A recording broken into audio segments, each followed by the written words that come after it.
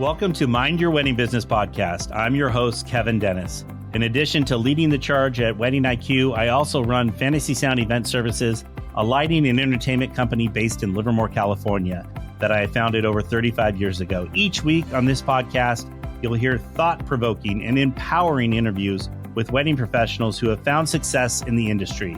If you're a business-minded wedding pro who loves love, but also cares about their bottom line, buckle up and get ready to learn from a new industry expert each week. All right, folks, welcome to the next episode of Mind Your Wedding Business. I am with the amazing Julie Novack, who I've had the pleasure of knowing for I wouldn't say for a long time now. We've known each other, but she is the amazing, CEO and co-founder of PartySlate. But Julie, tell us, how did you get to where we are today? How did you get in the wedding industry? I don't even know. I might need a martini or two to start. Well, but it's early. Why not? Thank you for having me. And I loved meeting you through WIPA so many years ago and serving on the board and under your amazing leadership. So thank you for having me as a guest. Much. Of course. But yeah, I started PartySlate about 8 years ago. I can't believe it. I probably met you about 6 years ago. So the early days of PartySlate. And I have a digital agency background. So I've been doing in technology, digital marketing for about 20 plus years. But I always loved the power of events since my first roller skating party in 7th grade, bringing people together. That's where it all started. And I was planning all these large scale corporate events and galas and fundraisers. And I kept looking for new ideas online, only to find kind of wedding blogs, more traditional wedding blogs, and Pinterest dead ends. I was frustrated, and I redesigned my kitchen using Houzz, Houzz. I'm obsessed with Houzz. They should pay me. And I felt like lightning struck, and I saw all these gorgeous, high resolution, beautiful photos and all these great professionals that can help you with your home, the design of your home. And it struck me that's what I needed for events. And so 3 short years later, after dreaming out loud to anyone who would listen, I raised some venture capital money and leveraged all my technology, digital agency background, and recruited my co-founder, John Harrow, who's tech and product. I'm more sales and marketing, and started PartySlate about, again, almost 8 years ago. So that's how it all started. Yeah. And so PartySlate today is just a single shop place to go to get inspired for not just weddings, but corporate events, mitzvahs, galas, fundraisers, but more importantly, find amazing event professionals connected to those events, venues, caterers, planners, AV, everything you can imagine is on PartySlate. And all done beautifully with beautiful photos. And yes, all professional photos. We don't allow iPhone photos, and everything is credited. So unlike Pinterest, when you find something gorgeous, when you find something that really inspires you, you can find the photographer, the caterer, the designer, the planner. Everyone is credited on PartySlate.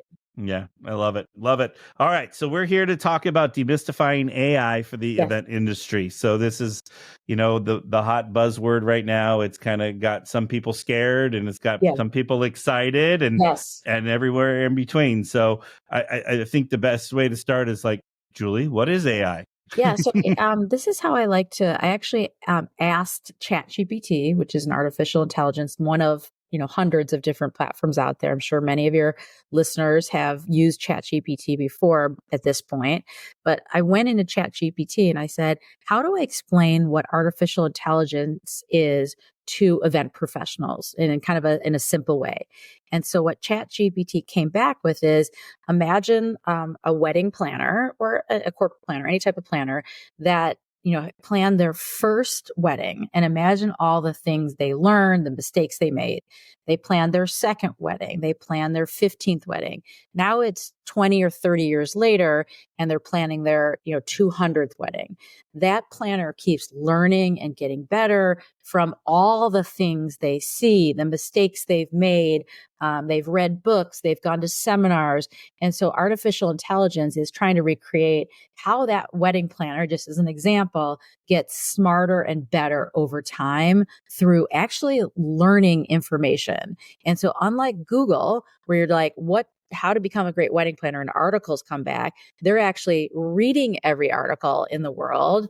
They're, reading books, they're digesting content, they're making mistakes, they're, getting better. And that's kind of an example of what artificial intelligence is. They're not people that can, today at least reason like we can, but the fear out there is, do they one day become smarter than us and take over the world? That's like a dystopian view. That is the big fear out there that everyone keeps talking about. So, yeah. All right. So I'm an event professional. So yes. how am I going to use this in my business every day? Yeah. So there's three main types of artificial intelligence. I mean, there's thousands of variations, but there's text based like AI, like ChatGPT. There's text to image, because they're called generative images, like Dolly, and there's a lot of other ones. Now I'm forgetting the name of the MidJourney is another big one. And then there's what I'm calling kind of embedded AI. So if you use, Adobe products or any products that you use for your graphics, they're starting to embed artificial intelligence to actually help you use those products in a better way. So, definitely don't rule out Google. They've been working on this longer than anyone. Meta, Facebook, everyone. Microsoft is the biggest investor behind OpenAI, which is the company that created ChatGPT and Dolly. So that embedded AI, you're going to start seeing more and more. So in everyday products like a podcast product, there might be, hey, create a creative background, that's I just came back from Santorini that's inspired by Santorini. It could generate a background image for me that is 100% original. And I could say, add the words PartySlate on it. It will do it for you. So you're going to see more and more embedded AI. But the biggest way event professionals can start using in artificial intelligence is just think about it as a virtual assistant. And so this is like kind of the way to, I don't want to say dumb it down the most, but let's say you needed to create a standard operating procedure you're going to do a big tented wedding. You're working with a tent company and you're confident that they're great, but it's in Colorado, the weather could be crazy, and you want an SOP for having a tented wedding, and what can go wrong, an emergency plan, a safety plan, questions to ask. You can go into ChatGPT and say, create a basic standard operating procedure for a tented wedding safety plan. Now, your tent company will have this already, right? But you want to come to the table. Maybe you haven't done a tented wedding before, really smart, and you want to ask them. So instead of Googling this, I'm sure there's a lot of articles out there. Instead of triangulating on 30 different articles and reading these articles, ChatGPT will actually start typing things up for you real time. That's how it works, and create a 10-point plan on everything that possibly can go wrong. And I learned about this at Todd Fiskus Pillars Conference down in Austin. I'm not an expert in tents. I learned a lot about bad things that can happen with bad weather and tents. And even without bad, lots can go wrong. So ChatGPT will do that within 3 seconds. And then let's say they put something really long together. Let's say it was like 6 paragraphs. You can say, make shorter. And then it will regenerate something shorter for you. Then you can say, put in bullet points, and then it'll come back with bullet points instead of paragraphs. And so you can keep regenerating the response until it's exactly what you need. Then let's say you send it to your tent company and you say, hey, these are some of the things during our meeting that I'd like to cover. I'm sure it's already on your list. What if they had a new tent guy? What if they forgot some of these things? What if they didn't create a way to find an exit in case of bad weather or an emergency? So all these things are like a virtual assistant that will save you time. I also find that sometimes I have writer's block. I want to write, let's say, a blog entry about, how to make digital marketing effortless. I could put in there, give me an outline, or write a few paragraphs on how to save time on digital marketing, for even a wedding planner. Like, you can make it that specific. You can put 3, 4, 5 sentences. It can give me the outline. Is that going to be perfect? No, I have, 8 to 9 years of working on a product that makes it easier for event professionals, talking about pain points. I have a lot, but this outline helps me get started.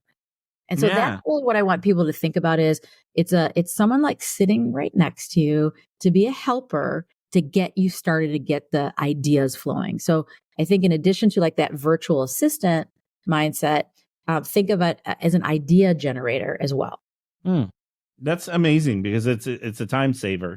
And it's a time saver. Yes. Yeah. And people, I think when it comes to tech, people always are afraid of tech when it comes to anything of tech. But it's if you learn how to properly use it, it just saves you time. And it saves you time. And so that when we at PartySlate, we know that many of the people in the industry, I would say 95%, are small businesses. Let's say 1 to 20 employees. Mm-hmm. You wear 16 hats every day. And when you're at your events, you're wearing 1,000 different hats, and so many things can go wrong, and everyone's counting on you, and you have a lot of pressure.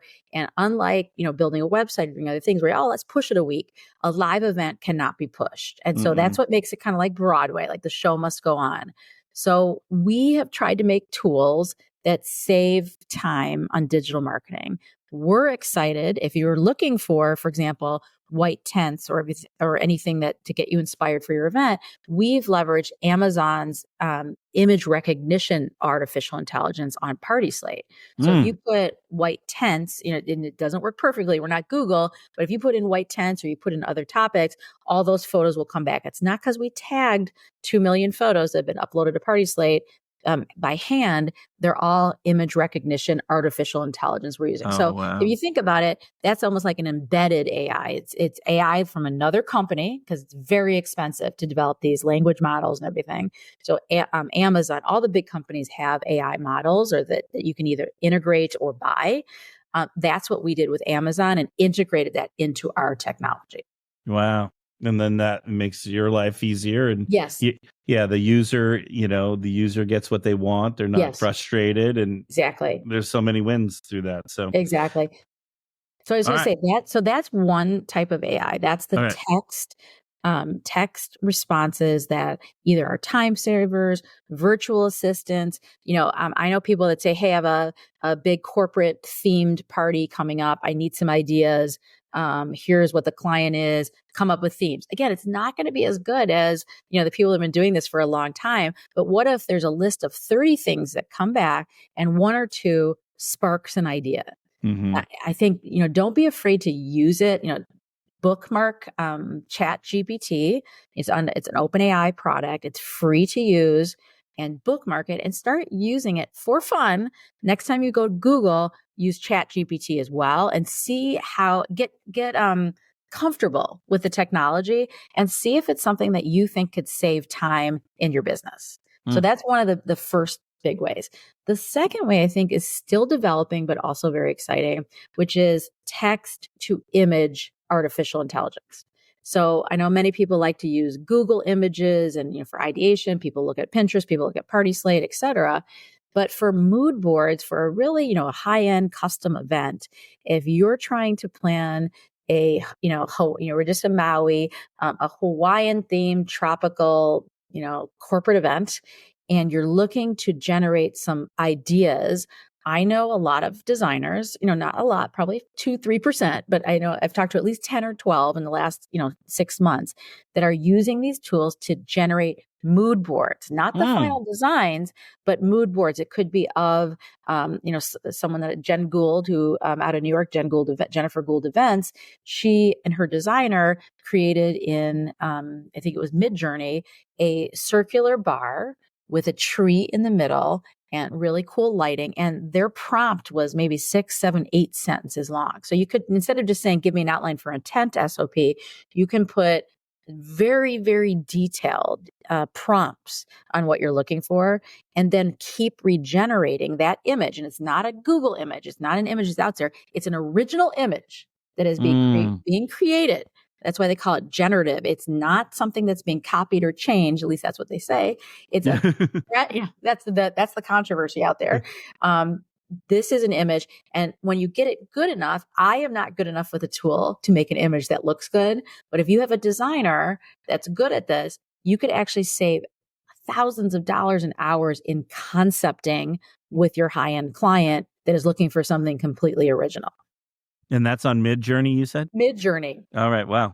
That's amazing. And there's, 10 other products out there.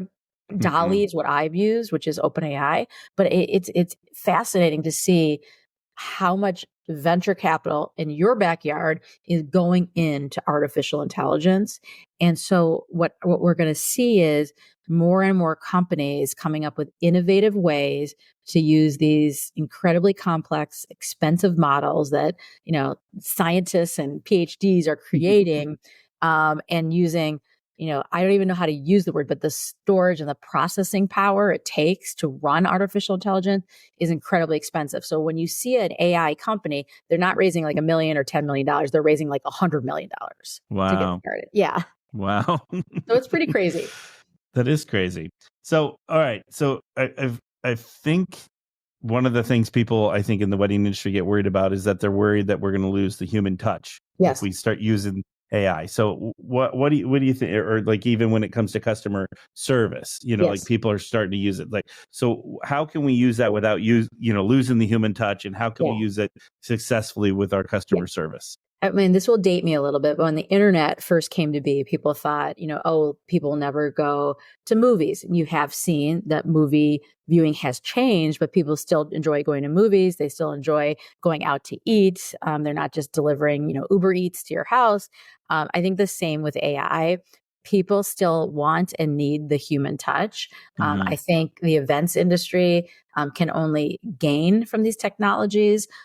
Before there was 3D modeling, people were like, oh, is that going to replace a designer? No, the designer used the 3D modeling as another tool to create kind of an image of what that event's going to look like before, thousands of dollars are spent building it. So I think this is just going to be another tool. At least initially, I think it could just be a time saver. Like, oh, I can't hire an assistant or I can't have an intern, but I'm going to have ChatGPT help save me time on a lot of these more mundane tasks or things I need to do that I don't have time for. So for example, PartySlate didn't have an employee handbook. Once you get to a certain size, you need to have an employee handbook. It saves time. There's also legal aspects of having an employee handbook. So we used ChatGPT and created almost 90% of an employee handbook through ChatGPT, and then filled in our own custom information about our mission and our vision and things like that. So look at it as a time saver, not a replacement.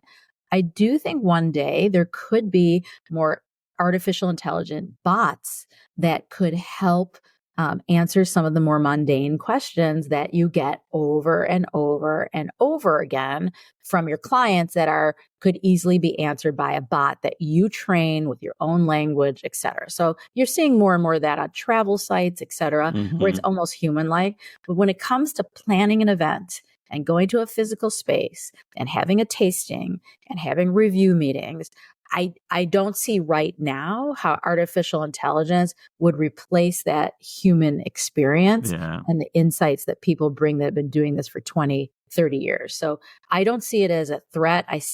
What I do see as a threat is, what if some smart designers and planners really embrace the technology and use it to be more efficient and to, be able to spend more time on kind of the high value activities where others don't?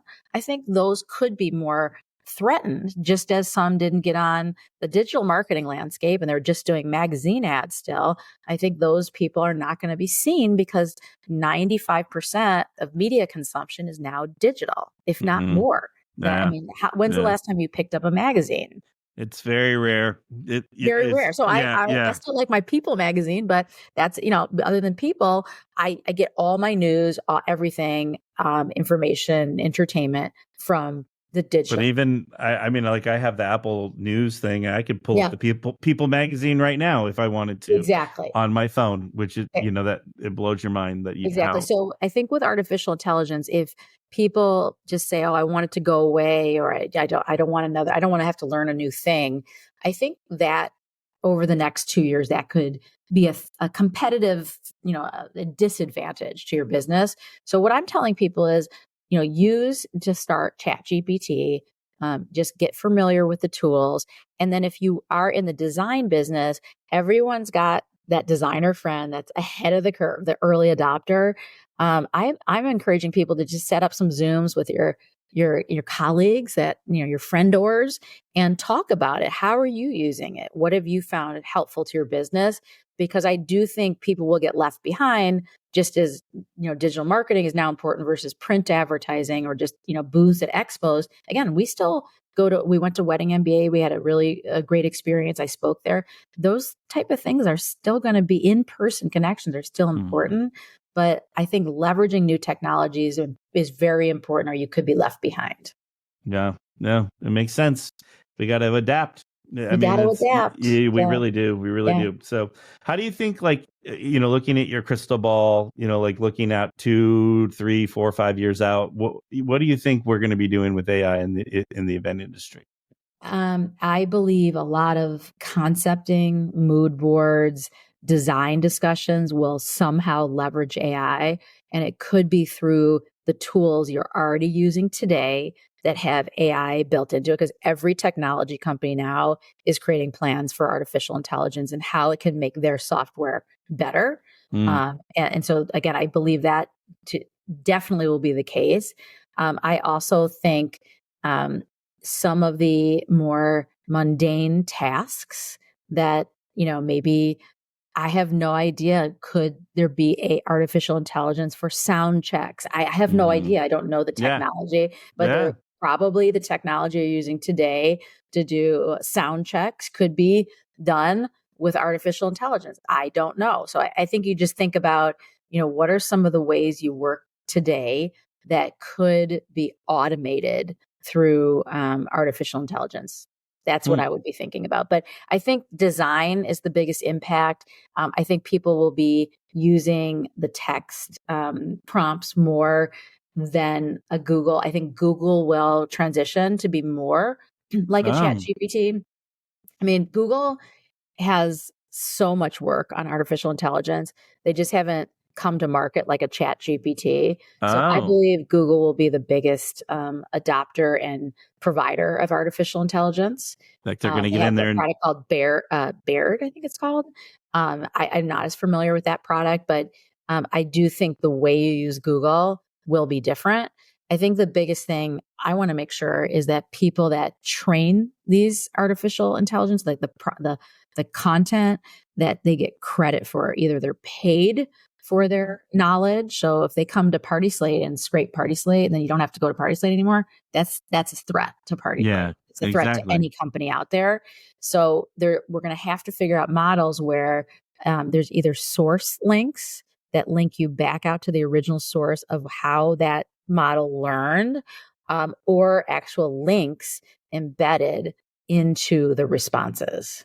Wow. So Google really hasn't come to market with their product? They have come to market with their product, and there's it's more of a technical product. And so ChatGPT is more of a consumer product. Oh. So, but there is a Google product out there, and I have to Google it right now. See how you can just use it in real time. Yeah. Yeah. So there is a huge, it's called Bard. I have not used it yet. So it is a chat-based AI tool. I heard the last time I spoke on AI, I was actually out at ILEA in Boston right before Thanksgiving. I love presenting the day before Thanksgiving. And it was a great way. About 100 people there. And one of the more techie attendees was really talking about Google and Bard. And so I feel like I need to put that on my to-do list. I've gotten used to ChatGPT, but I want to use other products out there.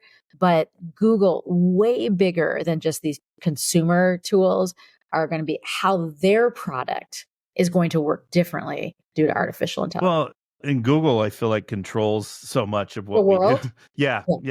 Well, I mean, and if you go, in my neck of the world out here, if I, head out to the Silicon Valley anywhere, it's like you turn, it's like, oh, past that Google building and over around the other Google building, and they're building a new Google building over here. And, it's just like the Google buildings are everywhere out here. And it makes sense. They have so much money to invest from, their core product. They have, they have a lot of different products. They own YouTube.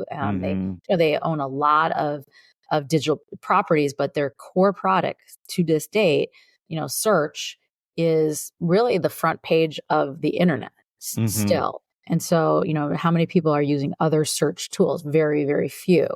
I think ChatGPT could threaten the way Google works. So, if you think about it, you could say, you could go to ChatGPT and ask a question that you normally would have asked Google. And as you get more comfortable with it, maybe you like the style of ChatGPT doing the triangulation, doing the thinking for you. And so you start using maybe 20% of your Google searches are now going over to ChatGPT. That's why Amazon is viewed as a competitor to Google. And again, I wouldn't have thought of it that way. My husband works for Google, so I know a lot. But he's been there 14 years, and Amazon is because some people just start on Amazon when they're shopping, and so they're looking for something. And so instead of Googling, the best strollers, you're going right on Amazon. You just know I'm Amazon Prime. I'm going to buy on Amazon. This is where I buy things, and that's a threat to Google. So Google is going to, I believe, based on how they always come out on top, I believe artificial intelligence for Google. And if you review who is spending money on artificial intelligence, all the big players come up. Microsoft provided, 95% of all the funding behind OpenAI. Elon Musk kind of started it as a nonprofit consortium, and then it I don't know, you've heard all the drama about Sam Altman and everything. Yeah. That's another podcast, but then they built this for-profit company within that, and that's where Microsoft invested $16 billion without having a board seat, which is not something I've never seen in my life. Wow. Without having a board seat? No board seat. And that's why the board fired Sam Altman, who's the CEO of OpenAI, the creator of ChatGPT and DALL-E, with 5 minutes notice before they made it public. And then, as you know, the entire 700 employees came and said they would quit, they wouldn't bring him back, blah, blah, blah. And then Microsoft said, I'm going to hire Sam Altman and bring everyone over to Microsoft. And then the board relented, changed their mind, got reconstituted completely differently, and brought Sam Altman back as their CEO. It was the most exciting, Succession episode I've ever seen happen in real life. Yeah. Wow. I do love Succession. There will be a movie or a documentary about this. They probably will be. Yes, I'm sure. Yeah. I love Succession. That's funny you said that. I love Succession. Yeah. It was the greatest ever. That was so good. Anyway, we could do a whole podcast episode. Yes, we could. About that. So, all right. So why do you think it's important that we adapt? I think like any innovation, let's say when the iPhone first came out, when we moved from the flip phone to this screen. Or the Nextel beep beep. Yeah, exactly. I had like a BlackBerry, the original day. So when the iPhone came out, let's say we were to just think, websites they can just be built the same way they've always been built. This thing is a fad and it's going to go away. And I like my old flip phone. I'm used to it, blah, blah, blah. Imagine if no one built responsibly designed websites. And so this skyrocketing the adoption of the iPhone and then, of course, the Android, et cetera. And imagine if you were a wedding planner that, dug your feet in and said, I just spent $20,000 on my website. I'm not going to redesign it. So when people were searching for wedding planners, and let's say PartySlate was around back then, they found PartySlate, they dug in, they said, I'm going to look at 3 websites. One was beautifully, responsibly designed. There was a little click to call button. One was this old, clunky, non-responsibly designed. Like, this person's dated. They don't know what they're doing. I can't even find the contact button. I can't even stretch the screen and find the contact button. So imagine if when this innovation came out, we just were stuck in one place. That's the same as artificial intelligence. I'm not saying that within the next 6 months, your business is going to be ruined if you don't leverage it. But imagine what if your competitor down the street is fully embracing artificial intelligence to make them more efficient, to provide better concepting, to help with, you can create Instagram posts on ChatGPT. Obviously you're going to make it your own language, but it's going to learn how you like things over time as well. So all these things are going to give your competitor on the street a slight advantage at the beginning. But then over time, people more innovations are going to come. There's going to be more time saving. There's going to be, you can create a proposal through artificial intelligence. It's embedded in your proposal software that you already buy. So if all of these innovations are happening and you're stuck in one place, you're going to be at a disadvantage to your competitors. I'm not saying you're going to go out of business and, you do beautiful events, but what I'm saying is, that person may be able to go on more vacations, that has spent more time with their family because they're working more efficiently and maybe even have a higher profit margin because they're leveraging artificial intelligence. So that's just an example of, like, if you're going to stay in one place and just hope it goes away, I'm going to tell you right now that artificial intelligence, just like the mobile phone, just like the internet, is not going anywhere. And something crazy like 90% of venture capital money today is going into businesses that are either building artificial intelligence or embracing artificial intelligence. So that means, because you know how much money is out in Silicon Valley and New York and Boston, that means that this is going to just get stronger and better and be more important to how businesses run. Well, and get easier to use, and easier to use. Yeah. I think one thing about ChatGPT is it's a blank screen with a little box, and it says "put in." Have you used it, Kevin? You can be honest. I have. Okay, I figured you had. So, but I would say when I present, I've presented on this about maybe 6 or 7 times now. I was one of the first in the industries to present in it. And again, I am not a coder. I don't know how these language models work. All I know is I love new technology and I want to help this industry save time and make things a little bit more effortless. You guys work so hard to bring, memories to families and to companies and to people all over the world. You also deserve to have that lifestyle. And so I think it's important that anything that can save time or make your life a little easier, you've got to embrace technology. You have to. You really do. Yeah. It's I don't know. My company's small. I fit in that, 1 to 20, range. And, we have about 15 employees right now, but because of technology, we're able to do the larger events and all the different things and, market ourselves and do all those things. And people think, there's lots of time people walk up to me and they're like, man, you guys are just massive. And we're like, no, I'm just as big as you, but I'm just leveraging technology to help me have that feel and that look is, that I'm bigger. So anyway, all right. So goals, let's, as we're starting to wrap up, what are some goals that people or, some action items, that we could be using or doing? Yes. And also, Kevin, I also have a presentation on this that I'm happy to send over if anyone is interested in it.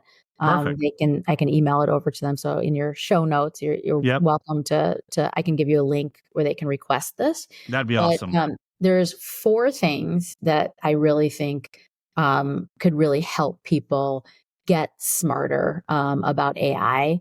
And I think one thing I'll always say is I believe, writing things down is really, really important. If you don't write things down, it's not going to happen.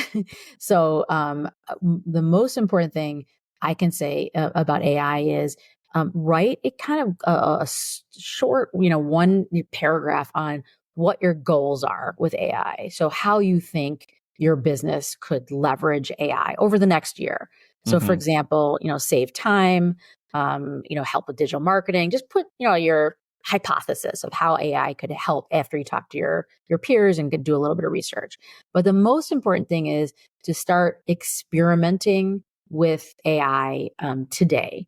And so the tool I recommend, it's just the most popular, is ChatGPT. It is free. Put it on your toolbar if you know how to save it to your toolbar, so it's always there. So when you go to Google, also go to ChatGPT and see how that can help you in whatever you're looking for. The next thing I would say is, and I mentioned this before, is talk to some of your friendors, your peers. You can, if you have a company like you do, Kevin, obviously you can have a brainstorm internally, which I think will be great, but start by talking to your peers outside your company and ask them how they're leveraging it. How are they thinking about it? And if you can, try to invite one of the more techie forward friends, because everyone's got one or two into that group, maybe that would be a great way. And I'd also say, do it on a Zoom so you can actually share your screen. And share, so as much as I say I love in-person collaboration, I think this is one you could actually do on a Zoom and actually share your screen and use the tools and showcase the tools for things. Is that when I do my presentations and I bring ChatGPT up and I say, create an SOP for tented wedding safety, and all this stuff comes up that people in their heads have known for, hundreds of years, passed on to people that have been doing outdoor events. It's pretty, spectacular to see that happening right in front of your eyes. So I think that's important. And then I would say, after you've talked to your peers, you've talked to collaborators, come back to your company and again, create some goals for AI. And the goals could be merely like usage goals, like use it once a day. Everyone on your team is going to use it once a day. Your weekly meeting, you're going to come back and share how you used it. So I think it's getting that rhythm of using it that I think is the first step.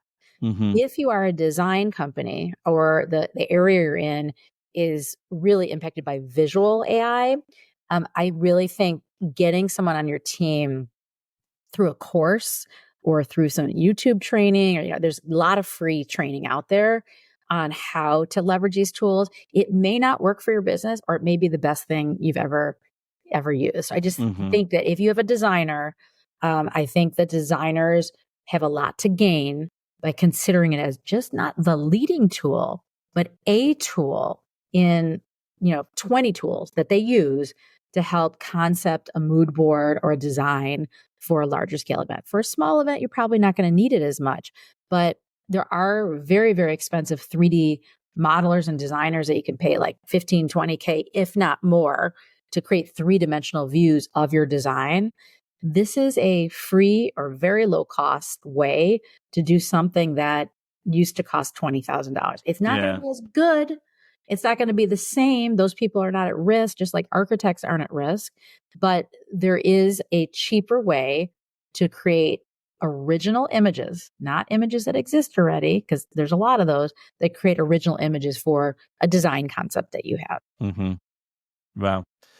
And that's the one, I think that's the one I wasn't thinking about through this whole process. And I'm like, I can get, like we're working on a big holiday event for this client and I could have totally created a mood board through that. Yes. You know what I'm saying? It was just like, I was like, that's genius, and just how much time I would have saved.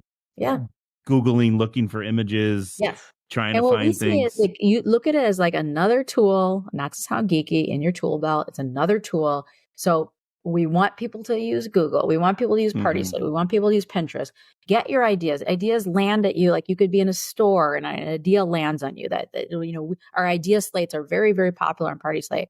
This is another tool to use to create something that maybe hasn't been created before, or it's an iteration of something like when Jen was talking about the circular bar with the tree in the middle and the lights and the tiki torches, like whatever that concept was, it's not something you can Google and be like, oh, that's the perfect image. It's not.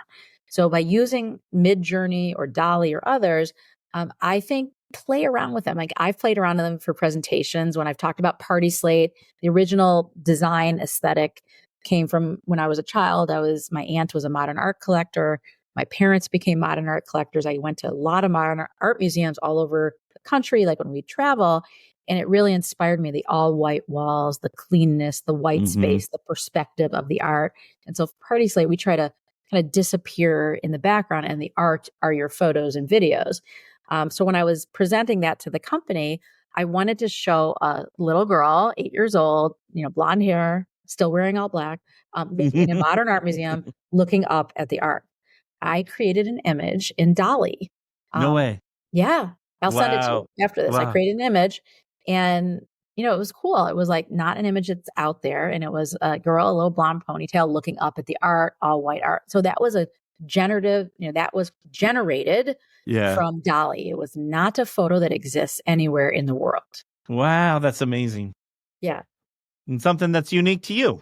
Yes. Yeah. And you can use it. And I think the storytelling, to have images, it helps. I could have just verbally told it, but I had that image and people, picturing it, that was an influence on me. Wow. That's amazing. Yeah. Amazing what the world's becoming. Yeah.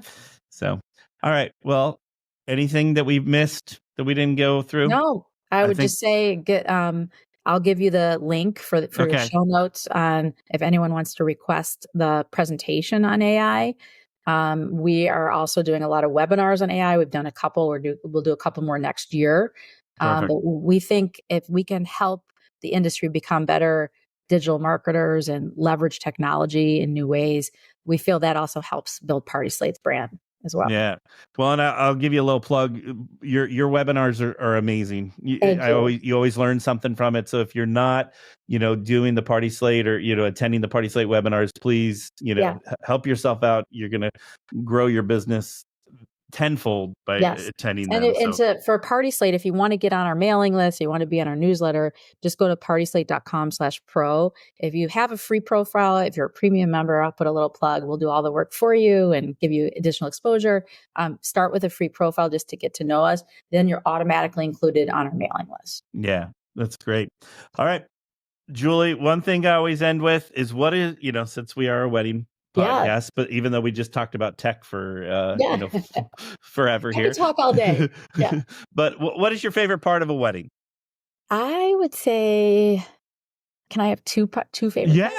I would say my favorite part of the wedding is when the couple is walking down the aisle, just to, like all the anticipation and I think about my own wedding and like seeing all the people that you love there.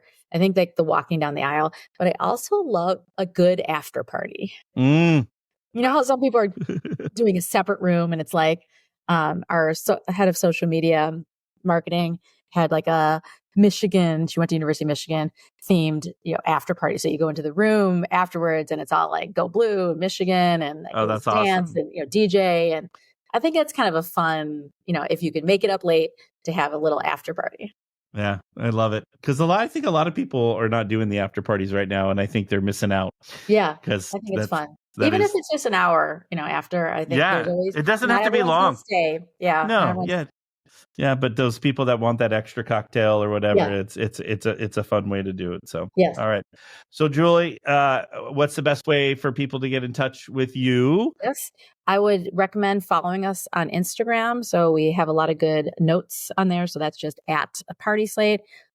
I have more of the industry feed. So I'm at Julie PartySlate. Mm-hmm. So all the fun events we're having and inside views of where I'm speaking and things like that, and pictures of my dog occasionally, and kids, that's there. And then just partyslate.com/pro is the great place to start.